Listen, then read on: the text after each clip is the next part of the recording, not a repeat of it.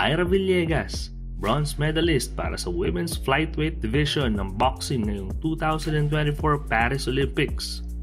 Usapang Olympics pa din tayo para sa atletang Pilipino dito sa Sports Junkie PH.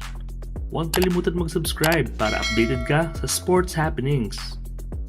Ang laban nila ni Businas Chakirolo ng Turkiye ay rematch ng 2022 World Championship quarterfinal match kung saan nanalo si Chakirolo.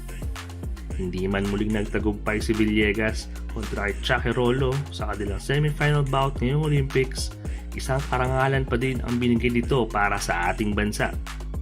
Ang pinakamalaking panalo niya ngayong Olympics ay nung tinalo niya sa quarterfinal match ang pambato ng France at nakakuha ng siguradong bronze medal.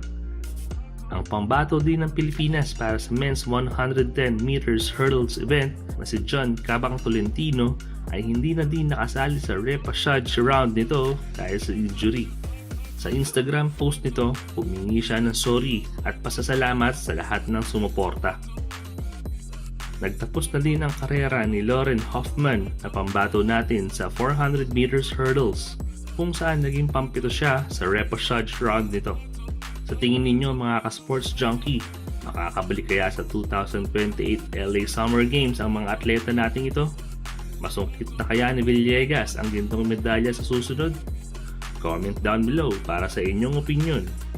Don't forget to like and subscribe dito sa Sports Junkie PH.